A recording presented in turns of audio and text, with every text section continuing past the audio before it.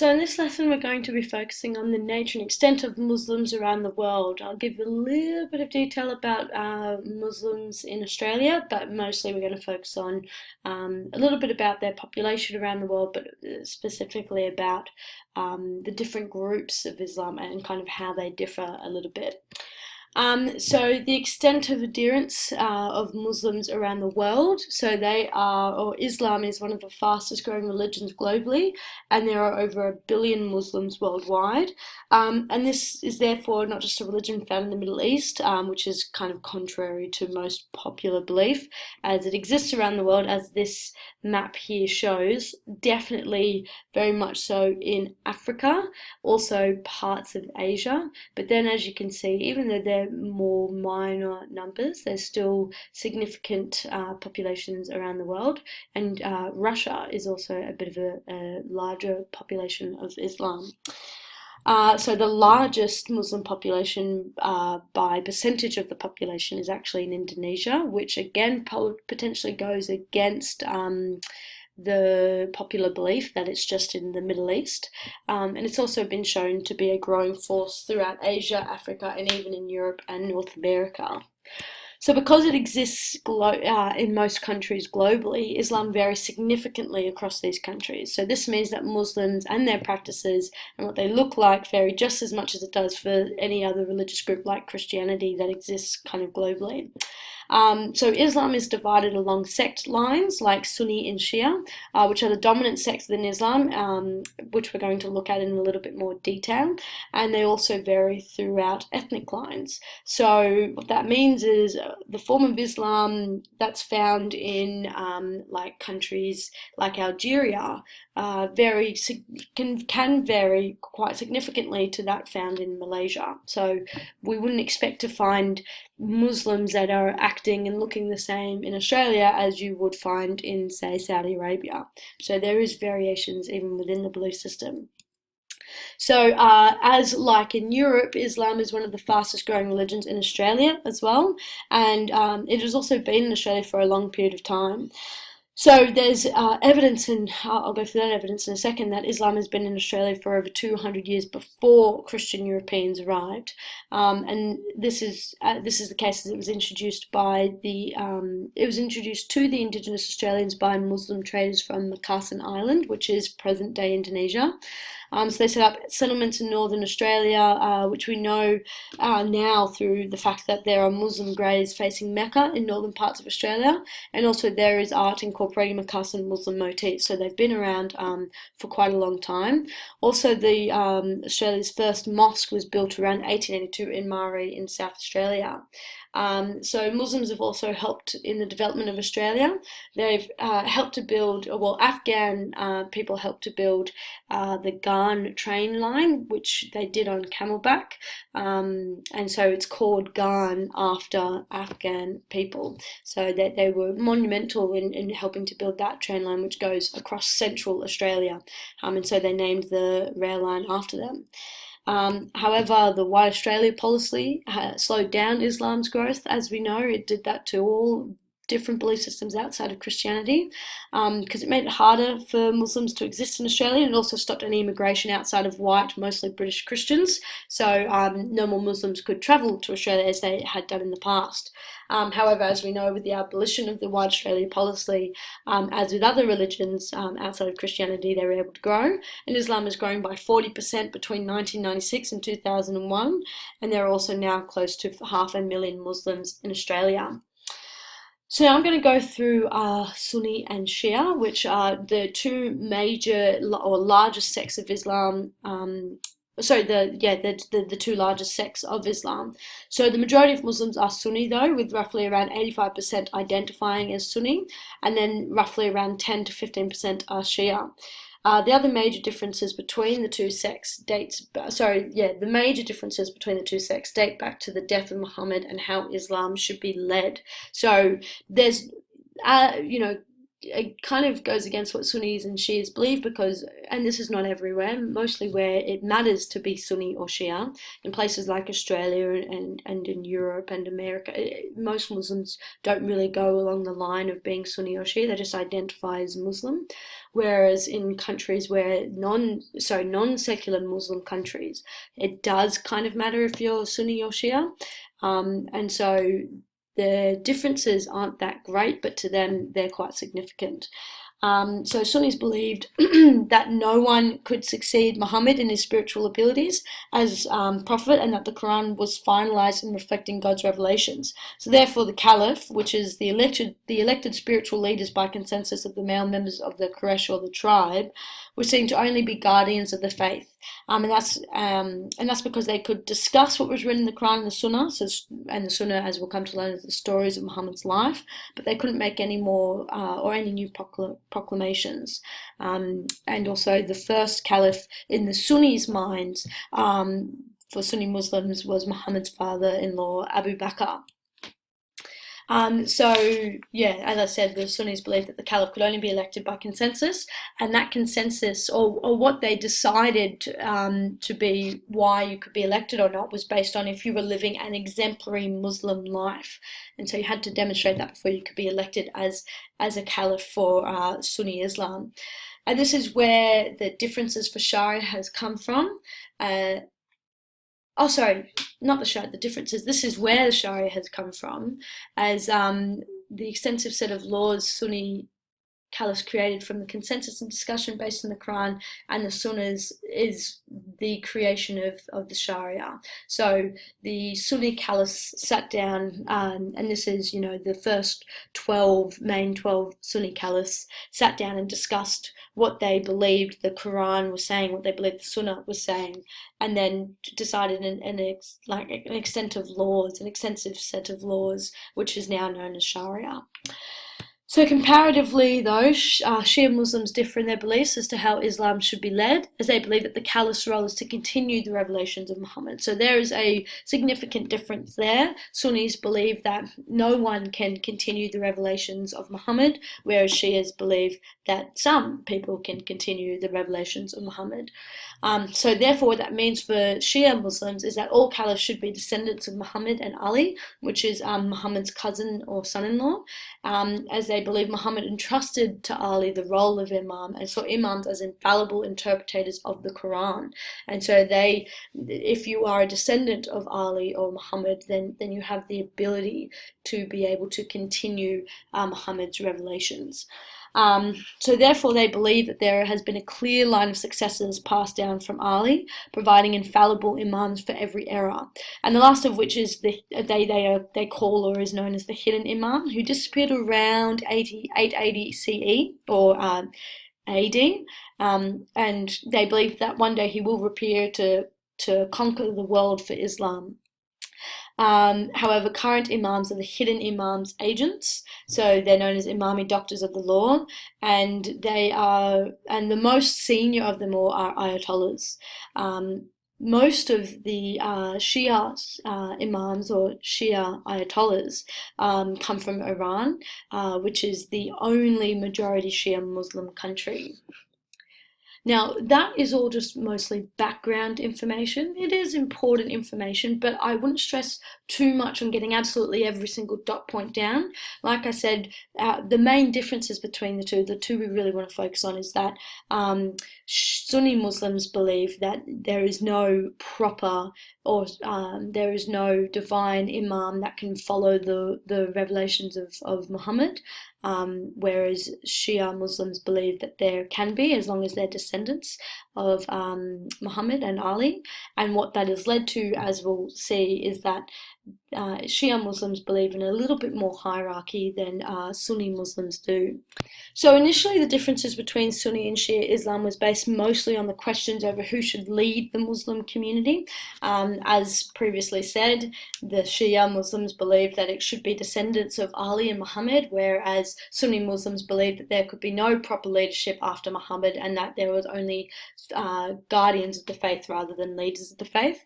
However, this difference has led to varying declaring preferences for certain hadiths and sunnahs for Shia Muslims. So now the Shias give preference to hadiths and sunnahs credited to Muhammad's family and close associates.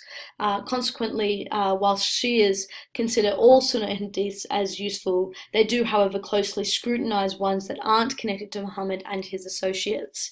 And so the Sunnis, whereas, consider all hadiths and sunnahs narrated by any of the 12,000 companions of early Islam as being equally valid and reliable. So Sunni Muslims kind of look at all of the sunnahs and the hadiths with the same level of acceptance, whereas Shias give more weight to certain ones that can be credited to having to being related to Muhammad or having a close association with him. So people that travelled around with him and were with him at the time that he was alive. So as a consequence, what this means is that there is differences in weight placed on these hadiths and sunnahs for Shia and Sunni Muslims, which has led to different understandings and practices of Islam. So, and I want to stress that these differences are minimal. So Muslims, as we'll see, they all pray or are expected to pray 5 times a day, and they all practice the 5 pillars. They're not different. They all do the shahada. They all must pray. They all must follow zakat, so offering, giving to charity.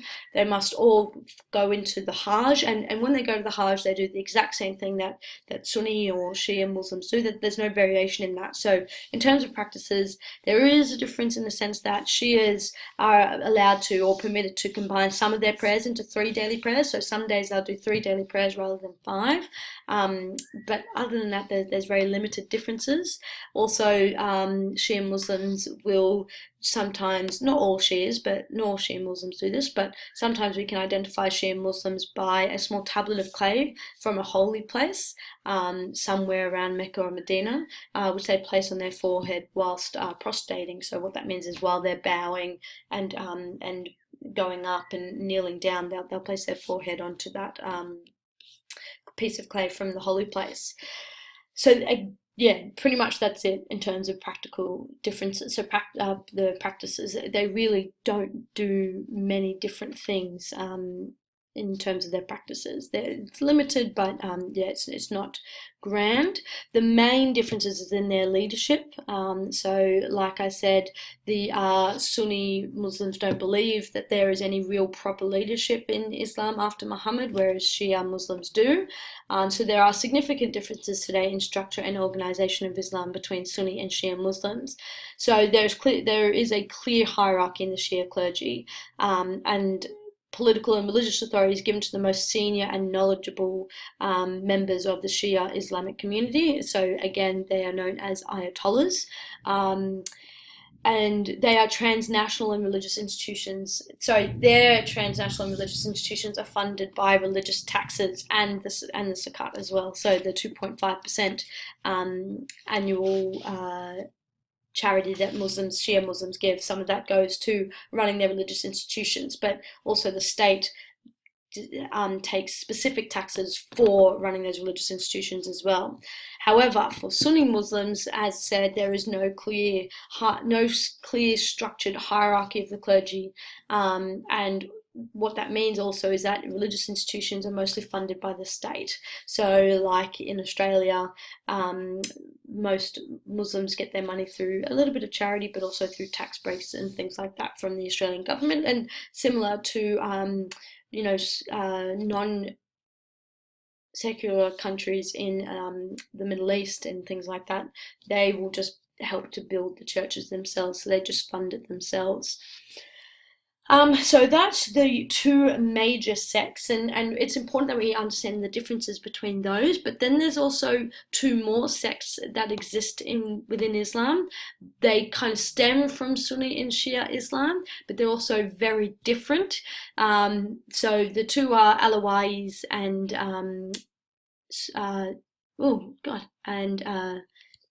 Sufis. Forgot the name there for a second. The important thing to note is that most Sunni and Shia Muslims do not recognize Sufis or Alawis of being actually Muslim. They don't think they're Muslim, and we'll go into a little bit about why that is. So first of all, Sufism. So Sufism is defined as the inner mystical dimensions of Islam. It's a pretty cool kind of alternative sect to Islam. They definitely believe in like chanting and things like that. And they also believe that to have a connection with God, you have to have a connection with the spiritual world, and you have to be in a kind of a state to get that. And I'll show you a video of that in a second. So Sufis belong to different turbans or orders. So there's a little bit more structure within Sufism compared to Sunni or Shia in terms of they have different orders of and within Sufis, and Sufi Muslims will practice their beliefs within that order. So these orders meet for spiritual sessions, which are called majalis, in meeting places known as zawiyahs. They're kind of like mosques, but not entirely. They're a bit different in that sense. So they strive for what is called Ihsan, which is based on a hadith, and this hadith is not wildly accepted by most Muslims. And so what the hadith says is that Ihsan is to worship Allah as if you see him. If you can't see him, surely he sees you. And so Sufis regard the Prophet Muhammad as the primary perfect man who exemplifies the morality of God, and they believe that, like I said, that to be able to see him, so to be able to worship him, you need to see him, and so you need to get onto that spiritual level.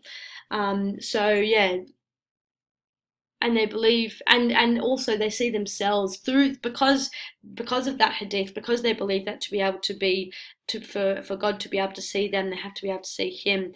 They believe that they are the true proponents of Islam. They're the true followers of Islam, because they're the only ones that try to see God on a spiritual level, whereas other Muslims don't. So they kind of see Sunni and Shia Muslims as not being the proper practices of Islam. So Sufis believe that they can draw their lineage to Muhammad and his son-in-law. So they believe that they have a clear descendants to Muhammad, to the Prophet Muhammad, and to his son-in-law Ali. And they also follow one of the four schools of Sunni Islam, and they maintain a Sunni Adhikar or a creed. So they follow some aspects of Sunni Islam. So they are a branch of Sunni Islam, but I want to stress, most Sunni Muslims do not recognize Sufis as being part of Sunni Islam or Islam itself. In saying that, though, they do practice the 5 pillars of Islam, and they again follow all of those 5 pillars. However, they do not value the Quran over the teachings of Sufism, and as we'll come to see, they have their own text, so they value their own text over the Quran, which is a massive sin within Islam, and that's one of the main reasons why Sunni and Shias do not recognize Sufis as being Muslim, because they don't follow the Quran, and a lot of them haven't read it either. And they also practice dirk, which is not practiced by any other sect, and this is their practice to try to make them get into that spiritual level. So they go into a semi-conscious state by consistently repeating in rhythmic tone sayings from the Quran or teachings of Muhammad to create a trance-like state where they believe they become drunk on the divine love of Allah. And yeah, it's pretty interesting that they kind of all dance around and hymn, and in that rhythmic tone, almost like singing. They do that, saying scripts or text from the Quran. So I'll show you an example. I've got a quick little video here to show you what the dirk is and what Sufi Muslims look like. So this is, the dirk. It's just a quick little video. If you want to watch it completely, you can, but it's not necessary.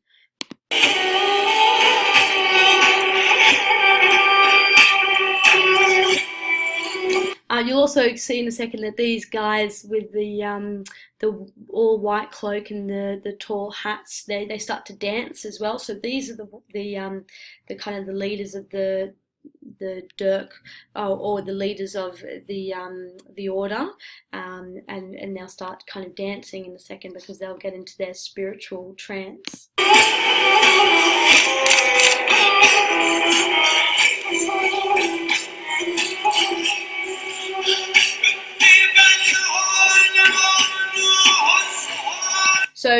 Sufi Muslims believe to be able to have that connection, that relationship to God, you have to get into that kind of trance. So I'll just play a little bit longer so we can see, and then we'll move on.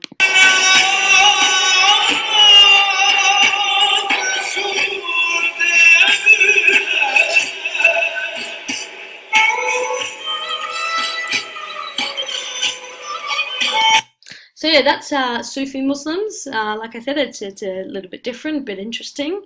So now we're going to look at the last one, which is the Alawite. Okay, so the last sect we'll look at is the Alawis. They are, again, an Islamic sect of Islam, and they're mostly based in Syria.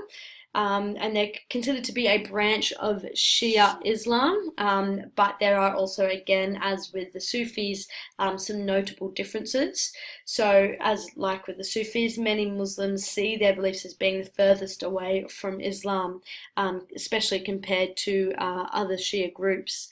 So one big difference is that the Alawis believe in reincarnation, which no other Muslims do, and they also don't believe in a hell or in heaven. They, except for the fact that they do believe that hell exists on earth through experiences.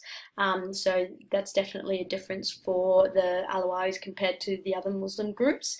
They do have a Shahada, but their Shahada is different to all the other Muslims, as it mentions Ali as a descendant of God, and they consider wine also. This is also another massive difference, is they consider wine to be halal, which is acceptable to consume. So if something is halal, it means that religiously it's okay, you can have it, whereas all other Islamic sects regard alcohol as sinful. So that's a massive difference between the other sects and the Alawis. So they're believed to have been started in the 9th century by Ibn Nusayr, which he was a disciple of one of the 12 Shia Imams. So he was believed to have a connection between one of the main Shia Imams that helped to guide Shia Islam after Muhammad's death. And so that's kind of where they get their name from, as well, as they see themselves as followers, or and sometimes called Nasirs as well. So there are 12. So today there are around 12% of Alawis in Syria, and there is also significant minorities in Turkey and northern Lebanon. And there's kind of a spreading of populations around the Middle East. They don't really exist outside of the Middle East, but yeah, there's kind of twinklings of Alawis around the Middle East as well. And yeah, so they're a very, very small group of Islam, but again, they're still a more notable sect than some other ones. So those are the 4 sects. Like I said, Shia and Sunni Islam are the major ones, and Sufi and Alawis are the kind of the off branches of that. The reason why we cover Alawi and Sufi Islam is because a lot of the terrorist groups within Islam are connected to one of those sects rather than Sunni or Shia, and saying that some terrorist groups are Sunni Muslim or Shia Muslim, although many of them are Alawi or Sufism. And as we start to look at the texts of Islam and the importance of those texts, understanding how that shapes Muslims and their practices will be really important. So it's really good that we know about these different sects and their variations, and then eventually we'll connect the text to this and potentially how that shapes their practices as well.